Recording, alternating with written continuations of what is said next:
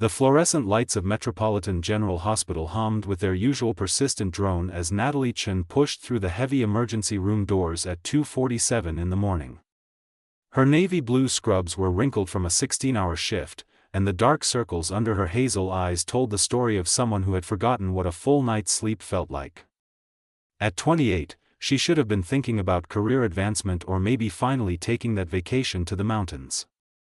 Instead, every thought circled back to the same crushing reality: Oliver needed surgery, and she had no way to pay for it. Her younger brother had been everything to her since their parents died in that car accident 5 years ago.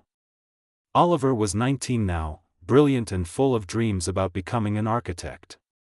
But 3 months ago, a construction accident at his part-time job had left him with a severe spinal injury. The surgery he needed wasn't covered by their basic insurance. The cost was astronomical, somewhere around $200,000. Natalie had been working every available shift, taking on extra duties, even selling most of her possessions, but she was nowhere close to that number. An unexpected encounter. She made her way to the staff lounge, hoping for 10 minutes of peace before her next rounds. The coffee machine gurgled as she poured herself a cup of the bitter liquid that barely passed for coffee. That's when she heard raised voices coming from the private wing, where the hospital's wealthiest patients stayed in rooms that looked more like hotel suites than medical facilities. Natalie normally avoided that area. The staff there dealt with demanding families who treated nurses like servants. But tonight, one of those nurses, Rebecca, rushed past her looking frazzled. "Natalie, thank goodness. Can you cover room 712 for me? Family is being difficult, and I need a break before I say something I'll regret." Before Natalie could protest, Rebecca had disappeared. With a resigned sigh, Natalie headed toward room 712. As she approached, she could hear a man's voice, deep and authoritative, speaking in clipped tones. "I don't care what the protocol is. My grandmother receives the best care available, or I will personally ensure this hospital regrets it." Natalie pushed open the door with perhaps more force than necessary. An elderly woman lay in the hospital bed, her silver hair perfectly styled even in these circumstances. She looked annoyed but not at all distressed. Standing beside her bed was a man who made Natalie stop in her tracks, not because of his obvious wealth, evident in his tailored charcoal suit that probably cost more than her monthly rent, but because of the genuine worry in his striking gray eyes. "Sir, I'm Nurse Chen," Natalie said firmly, moving to check the patient's vital signs. "I understand your concern, but I assure you your grandmother is receiving excellent care. However, if you continue to harass our staff, I'll have to ask you to wait outside." A moment of truth. The man turned to face her fully, and Natalie noticed he was younger than his commanding presence suggested, probably mid-30s. His dark hair was slightly disheveled, as if he'd been running his hands through it repeatedly. For a moment, he looked ready to deliver another sharp retort, but then something in his expression shifted. The elderly woman laughed softly. "Julian, dear, I like this one. She's not afraid of you." Julian Westbrook, because that's who he was though Natalie didn't know it yet, studied her with newfound interest. "Forgive me, Nurse Chen. It's been a long night, and when I received the call that my grandmother collapsed at a charity event, I may have overreacted." "May have?" Margaret Westbrook, the matriarch of one of the city's most prominent real estate dynasties, raised an elegant eyebrow at her grandson. "You threatened to buy the hospital." Natalie couldn't help but smile slightly as she adjusted Margaret's fore. "Your grandmother's condition is stable. She had a minor cardiac episode, likely brought on by stress and exhaustion. We're running some tests, but the doctor expects she'll be fine with rest and proper medication adjustment." As Natalie worked, she felt Julian's gaze on her. It wasn't uncomfortable exactly, but it was intense, as if he was trying to figure out a complicated puzzle. Margaret seemed to notice too, because a knowing smile played at her lips. The business proposal. 3 hours later, as dawn began painting the sky in shades of pink and gold, Natalie was finishing her notes at the nurse's station when Julian approached. He looked exhausted but more composed than earlier. "Nurse Chen, may I speak with you privately?" Something in his tone made Natalie's stomach tighten with apprehension, but she followed him to a quiet corner near the hospital chapel. Julian got straight to the point, a trait she would later learn was typical of him. "My grandmother just told me something interesting. She overheard you speaking with another nurse about your brother's situation." He paused, seeming to choose his words carefully. "I want to make you an offer. A business proposition." Natalie's defenses went up immediately. "I'm not interested in whatever you're suggesting." "Hear me out," Julian continued, his gray eyes meeting hers steadily. "In 3 weeks, my family is hosting a reunion at our estate in Montecito. It's a significant event because my grandmother is announcing her succession plans for the company. There's considerable pressure on me to appear stable and settled. My family believes a man in a committed relationship makes better business decisions." "What does this have to do with me?" Natalie asked, though a strange suspicion was beginning to form. "I need someone to pose as my fiancée for the weekend. Someone genuine, intelligent, and not from my usual social circle. Someone my grandmother would actually approve of." He pulled out a business card and wrote a number on the back. "In exchange, I'll cover your brother's surgery completely. All costs, the best surgeons, the finest rehabilitation facility." Natalie felt the world tilt slightly. "You want me to lie to your family?" "I want us to help each other," Julian corrected. "You need money for your brother's surgery. I need to satisfy my family's expectations so I can focus on running the company without constant interference about my personal life. After the weekend, we stage a quiet breakup. Everyone gets what they need." The impossible decision. Natalie's mind raced. Everything about this screamed bad idea. She had built her life on honesty and hard work. But then she thought about Oliver, about the way he tried to hide his pain when she visited, about his dreams that were slipping further away with each passing day. "I need time to think," she managed to say. "You have until tomorrow evening," Julian replied. "My grandmother is being discharged then. Give me your answer when I return." As he walked away, Natalie stood frozen in the empty corridor. The rising sun streamed through the hospital windows, illuminating the choice before her. On one hand, her principles and the life she had carefully built on her own terms. On the other, Oliver's future and a chance to save him from a lifetime of pain and limitation. She pulled out her phone and looked at her last text from Oliver. "Don't worry about me, Nat. We'll figure something out. We always do." Except they hadn't figured anything out. They were running out of time and options. Natalie closed her eyes and made a decision that would change everything. Tomorrow evening, when Julian Westbrook returned, she would say yes. She would become someone she wasn't, step into a world she didn't belong to, and play a role that went against everything she believed in. Because sometimes, love meant making impossible choices. And as the morning shift began filtering into the hospital, Natalie Chen walked toward the elevator, already feeling the weight of the lie she was about to live, but also feeling something else: hope. For the first time in 3 months, she had hoped that Oliver might actually have a future. Little did she know that this decision would lead her down a path where the lines between pretense and reality would blur in ways she never imagined possible. Natalie stood outside the towering glass building that housed Westbrook Properties, her worn canvas bag feeling painfully out of place against the polished marble and gleaming chrome. 24 hours had passed since she'd given Julian her answer, and now reality was crashing down on her like a cold wave. She had actually agreed to this insane plan. Her phone buzzed with a text from Julian: "Top floor.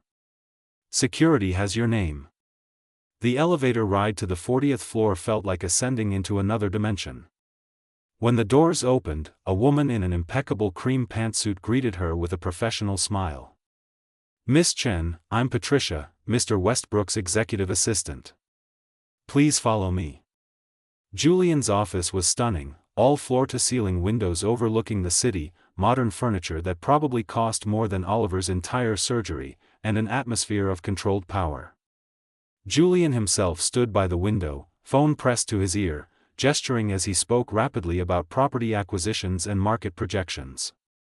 When he saw Natalie, he wrapped up the call quickly. "You came," he said, and she detected genuine relief in his voice. "I said I would." Natalie shifted her weight, suddenly aware of her faded jeans and simple cotton sweater. "So what happens now?" Julian moved to his desk and pulled out a folder thick with documents. "First, we make this legal and binding. This is a contract outlining the terms of our arrangement. You'll receive half the payment up front. Enough to schedule Oliver's surgery immediately. The remaining half comes after the family reunion weekend, provided you fulfill your end of the agreement." Learning a new role. Natalie spent the next hour reviewing the contract with a lawyer Julian had hired for her, a kind woman named Grace who made sure every protection was in place for Natalie's interests. When the papers were signed, Julian transferred the first payment directly to her account. Seeing that number appear on her phone screen made Natalie's hands shake. It was real. Oliver could have his surgery. "Now comes the harder part," Julian said, pulling out another folder. "My family is perceptive, especially my grandmother. We need our story to be flawless." Over the next week, Natalie's life became a whirlwind of preparation. Julian had arranged for her to take a leave of absence from the hospital, something that made her uncomfortable but was necessary. Her mornings were spent memorizing details about Julian's life, his education at Princeton, his rise in the family business, his complicated relationship with his father Robert, who had never quite forgiven Julian for choosing business school over joining the family's original manufacturing company. The afternoons brought a different kind of education. A stylist named Carmela descended upon Natalie with the enthusiasm of an artist facing a blank canvas. "You have wonderful bone structure," Carmela declared, tilting Natalie's face toward the light. "We're not changing you, just enhancing what's already there." The transformation was subtle but significant. Carmela taught her about elegant simplicity, how the wealthy often dress down in ways that somehow still screamed money. Soft cashmere instead of cotton, well-cut trousers instead of jeans, minimal jewelry that cost more than Natalie wanted to know. Her shoulder-length black hair was shaped into a style that looked effortless but required specific products and techniques. Behind the curtain. One evening, as they sat in Julian's penthouse apartment rehearsing their backstory, Natalie noticed photos on a side table. A younger Julian with a woman who had kind eyes and a warm smile. "Your mother?" she asked. Julian followed her gaze and something in his expression softened. "Diane.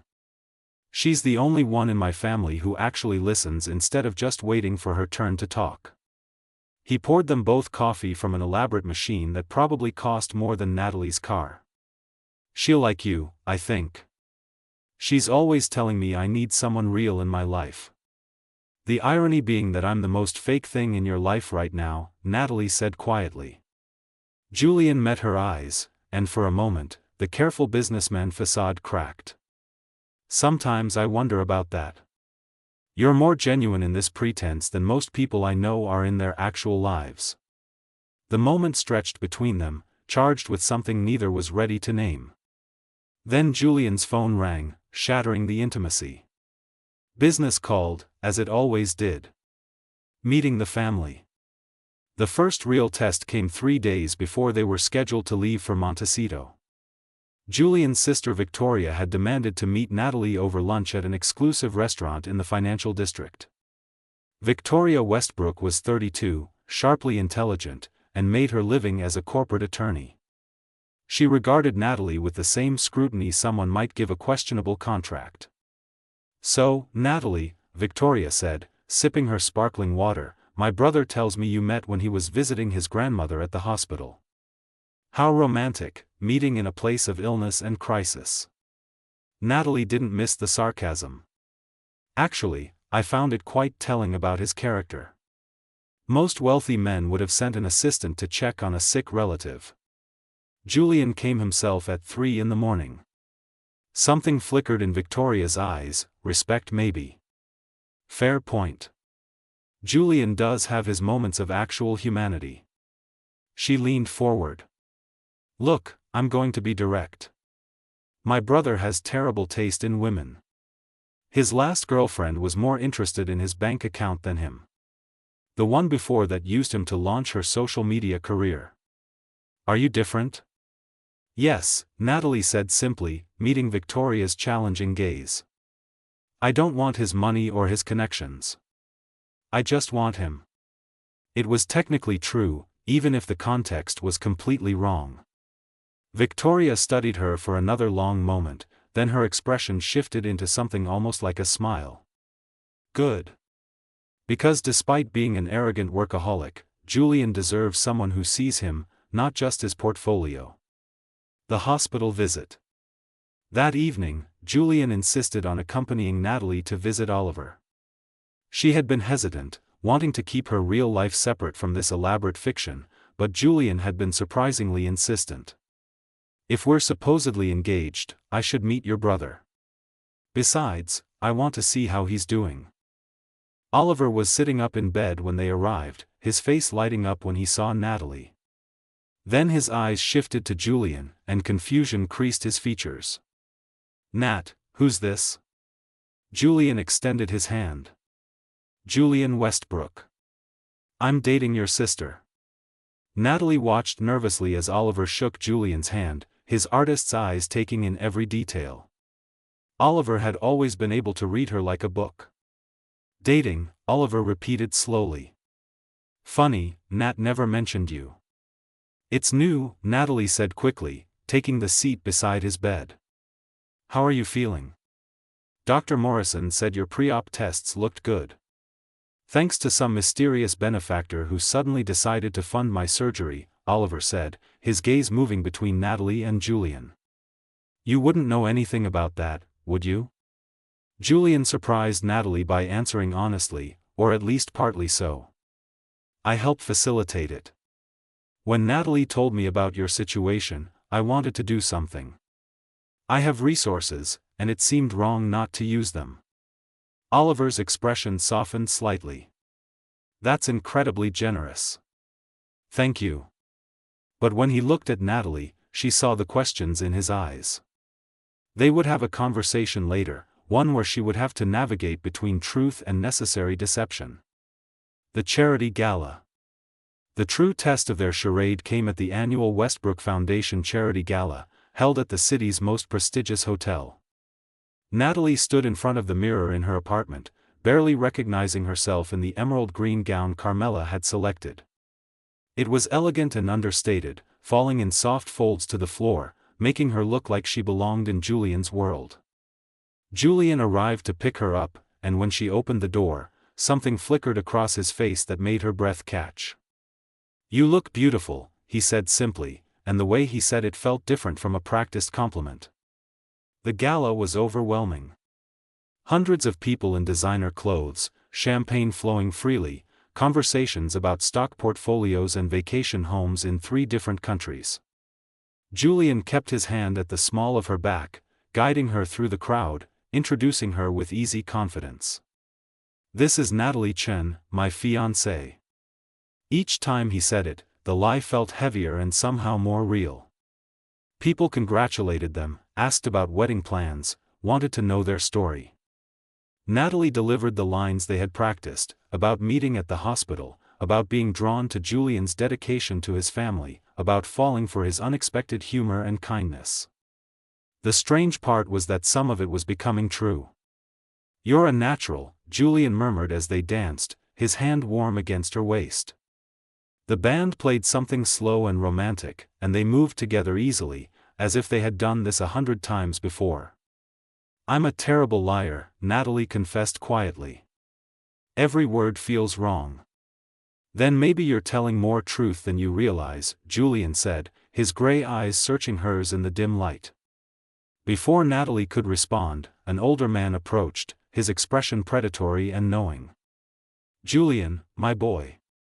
Aren't you going to introduce me to your lovely companion? Julian's entire body tensed.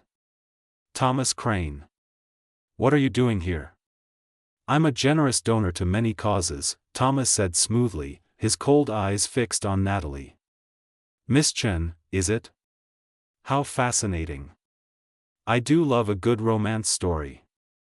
Tell me, how did a hospital nurse capture the heart of the notoriously commitment-phobic Julian Westbrook? There was something dangerous in his tone, a suggestion that he knew more than he should. Natalie felt Julian's hand tighten protectively on her waist. Our personal life is none of your concern, Thomas. Oh, but it is when it affects business, Thomas replied. You see, I'm very interested in that property development deal you're working on. And I find that people with secrets make such accommodating business partners. After Thomas walked away, Julian was visibly shaken. We need to be more careful, he said. Thomas Crane is a rival developer, and he's ruthless.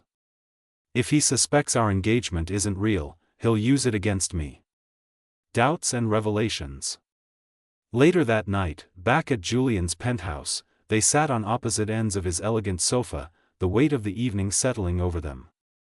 Natalie had kicked off her heels, and Julian had loosened his tie, a crack in his usually perfect armor. Are you having second thoughts? Julian asked quietly. Natalie considered the question. Oliver's surgery was scheduled for next week. The money was real. But so was the growing complication of her feelings, the way her pulse quickened when Julian smiled at her, the way she found herself thinking about him even when they weren't together. No, she said finally. But I am wondering if we've thought this through. Your family, people like Thomas Crane, they're smart. What happens when they start digging? Then we make sure there's nothing to find, Julian said. He moved closer, his expression serious. The family reunion is in 1 week. 3 days where we need to be completely convincing. Can you do that?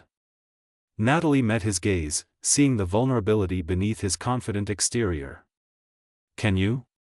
Julian reached out and gently tucked a strand of hair behind her ear, the gesture so tender it made Natalie's heart ache. I'm beginning to think that's not going to be the hard part. The space between them felt electric, charged with possibilities and dangers they were both afraid to name. They were playing a game with rules neither fully understood, and the stakes were getting higher with every passing moment. As Natalie left that night, heading back to her modest apartment with its worn furniture and familiar comfort, she realized something terrifying: she was falling for Julian Westbrook.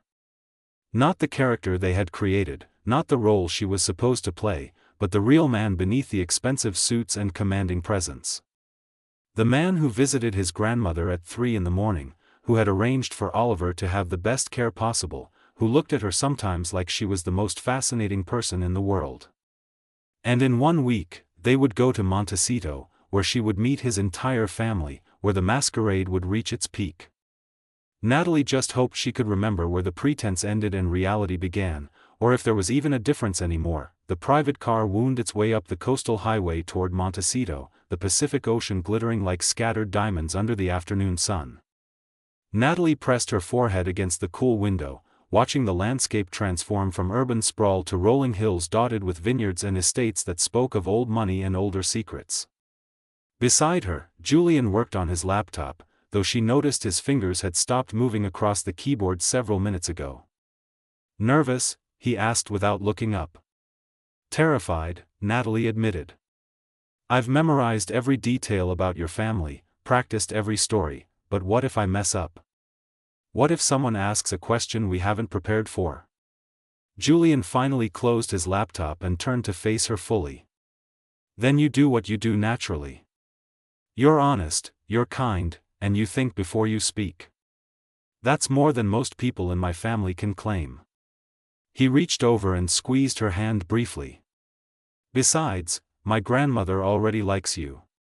That's half the battle won. The Westbrook estate appeared like something from a dream, or perhaps a period film about American aristocracy. White columns framed a sprawling mansion that overlooked the ocean, surrounded by manicured gardens where roses bloomed in impossible profusion. As their car pulled up the circular driveway, Natalie saw other vehicles already parked, luxury cars that probably cost more than most homes.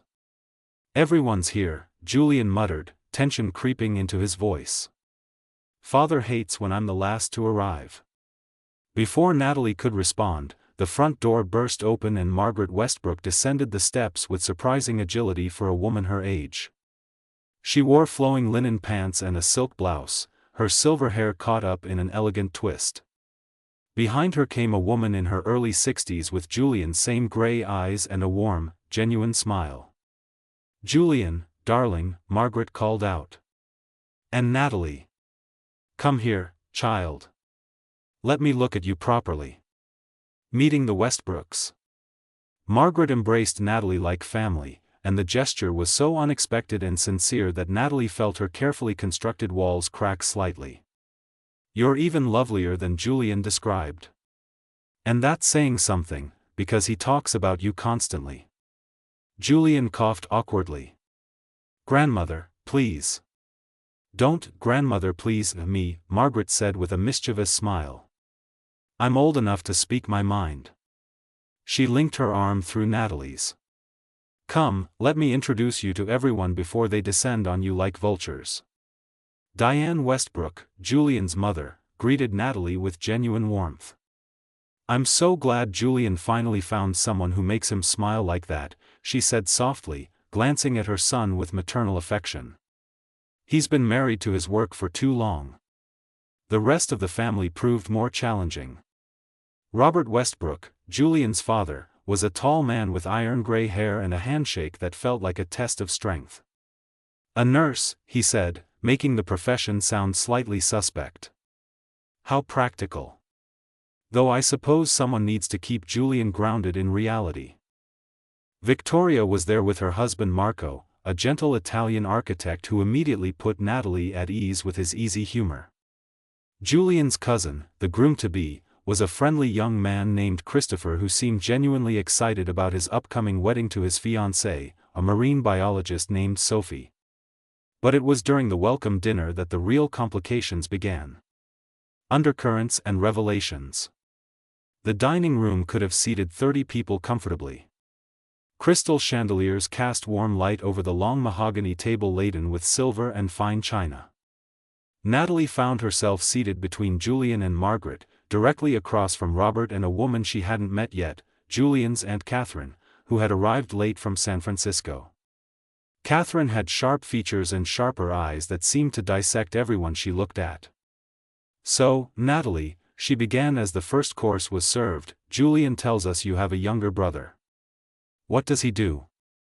"He's recovering from surgery at the moment," Natalie said carefully. "But he's studying architecture. He's incredibly talented." "Surgery," Catherine repeated, her tone suggesting deep interest. "How fortunate that Julian could help with that. He's always been generous with his resources." The implication hung in the air like smoke. Natalie felt Julian stiffen beside her, but before either could respond, Margaret intervened smoothly. "Catherine, your wine glass is empty. Robert, pass the bottle down, would you?" But the damage was done. Natalie could feel the speculation in the room, the unspoken questions about whether she was with Julian for his money. Her cheeks burned with a mixture of anger and shame because, in a way, Catherine was right. She was there because of Julian's resources, just not in the way they imagined. After dinner, as the family dispersed to various corners of the estate, Julian pulled Natalie into the library, a beautiful room lined floor to ceiling with books. "I'm sorry about Catherine. She's always been suspicious of everyone." "She's not wrong though, is she?" Natalie said quietly, sinking into one of the leather chairs. "I am here because of what you can provide. The fact that it's a business arrangement instead of gold digging doesn't change the fundamental truth." Julian knelt in front of her chair, taking her hands in his. "Stop. You're here because you love your brother enough to do something difficult and uncomfortable. That's not the same thing at all." The intensity in his eyes made Natalie's breath catch. They were so close, close enough that she could see the flecks of blue in his gray eyes, close enough that if she leaned forward just slightly, their lips would meet. For a moment, she thought he might kiss her, and she realized with startling clarity that she wanted him to. The library door opened, and they sprang apart. Margaret stood in the doorway, her knowing smile suggesting she had seen more than they intended. "Just checking on you two lovebirds. Don't stay up too late. Tomorrow is Christopher's bachelor party and Sophie's gathering. Separate celebrations, very traditional." The bachelor party revelation. The next day, while the women spent the afternoon at a spa followed by wine tasting, the men headed to Robert's yacht for deep-sea fishing. Julian had been reluctant to leave Natalie alone with his female relatives, but she had assured him she could handle it. The spa was luxurious beyond anything Natalie had experienced. As she sat in a private pool with Margaret, Victoria, Sophie, and several other Westbrook women, the conversation flowed from wedding plans to family gossip to pointed questions about her relationship with Julian. "How did Julian propose?" Sophie asked dreamily.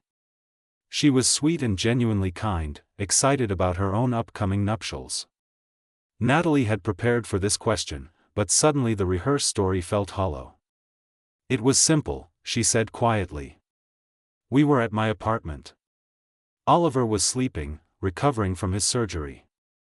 Julian and I were sitting on my tiny balcony, and he just turned to me and said he couldn't imagine his life without me anymore. No big production, no elaborate plan. Just honesty." The words came from somewhere deep inside, from a place that wasn't about the contract or the charade. And as she spoke them, she realized with terrible clarity that she was describing something she wished was real. Margaret was watching her with those knowing eyes again. "Sometimes the simplest proposals are the most meaningful," she said softly. Meanwhile, on the yacht, Julian was facing his own complications. As the men fished and drank expensive whiskey, Robert cornered his son near the stern. "She's different from your usual type," Robert observed, his tone neutral.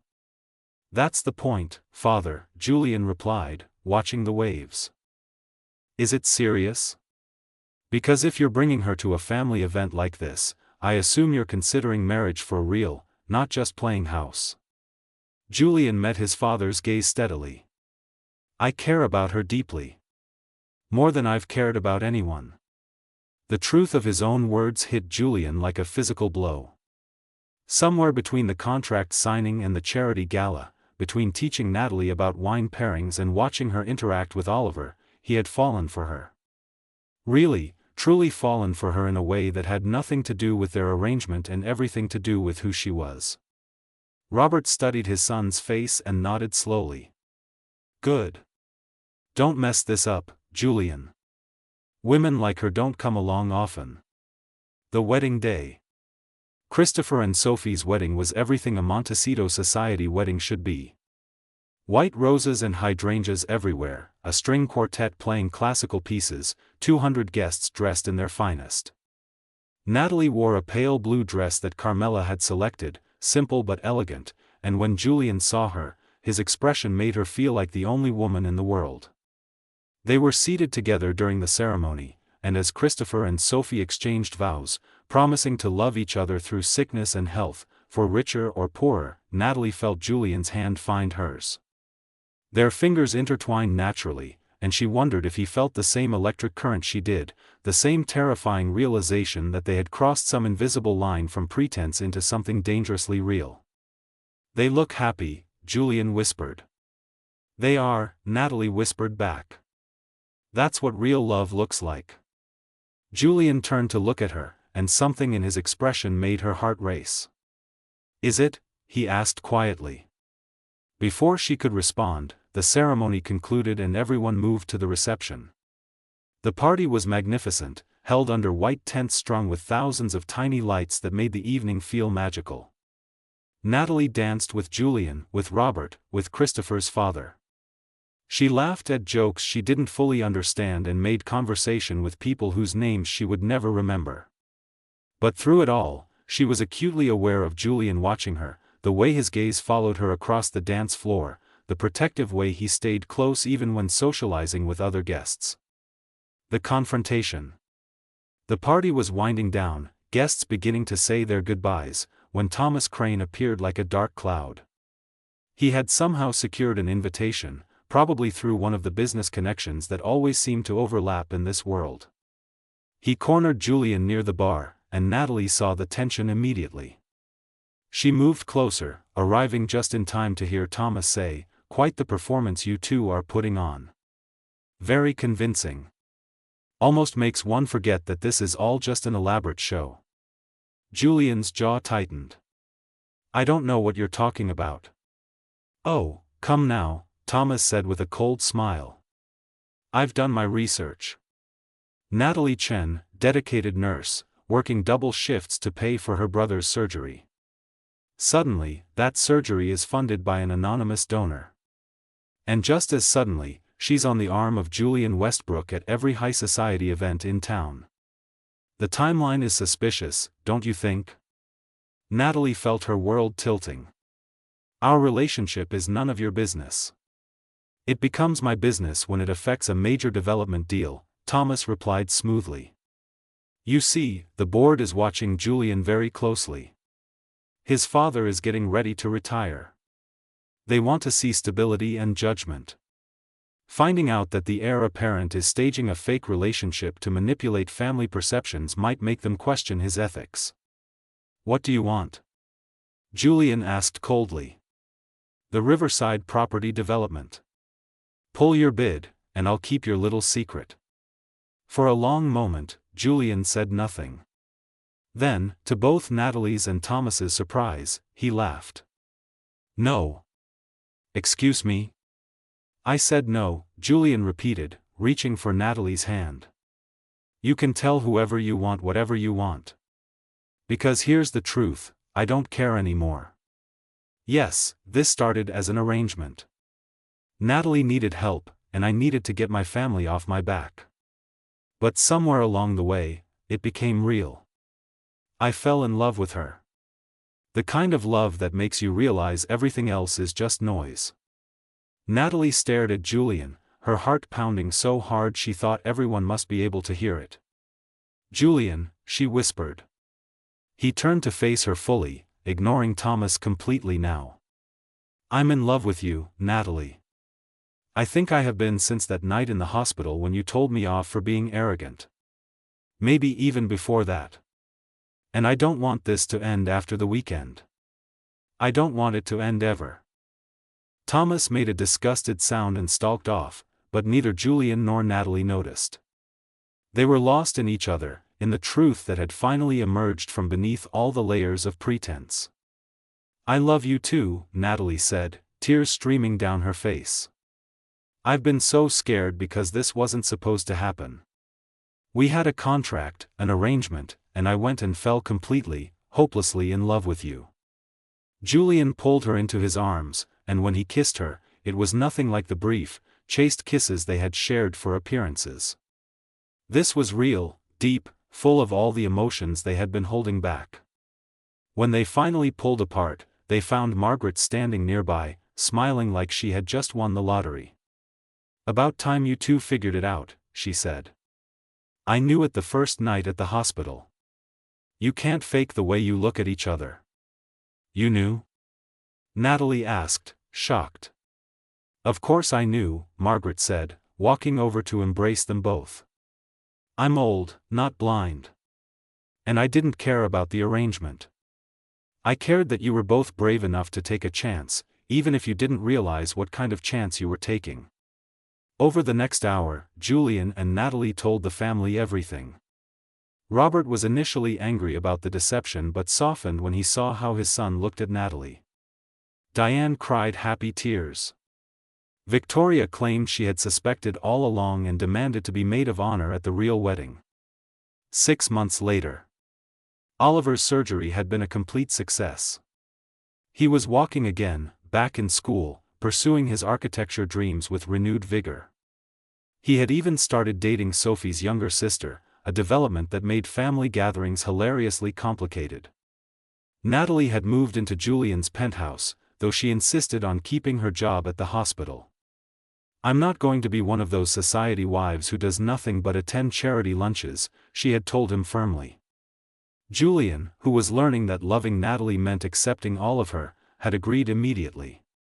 They were planning a real wedding now, a small intimate affair with just family and close friends. Margaret was overseeing everything with the enthusiasm of a general planning a campaign. On a quiet Sunday morning, Natalie and Julian sat on their balcony, watching the sunrise paint the city in shades of gold and pink.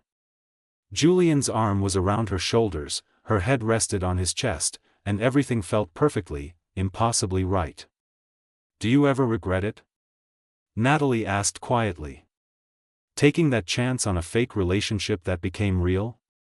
Julian kissed the top of her head.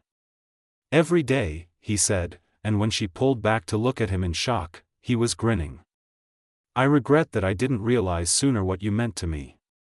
I regret all the time we wasted pretending when we could have been together for real." "Smooth recovery," Natalie laughed, settling back against him. "I've learned from the best," Julian said. "You taught me that sometimes the bravest thing you can do is let yourself be vulnerable, let yourself need someone. You taught me what real love looks like." As the sun rose higher, casting its warm light over their intertwined figures, Natalie thought about the journey that had brought them here. It had started with desperation and ended with devotion. It had begun with a lie and transformed into the truest thing in her life. Sometimes, she thought, the best love stories are the ones you never see coming.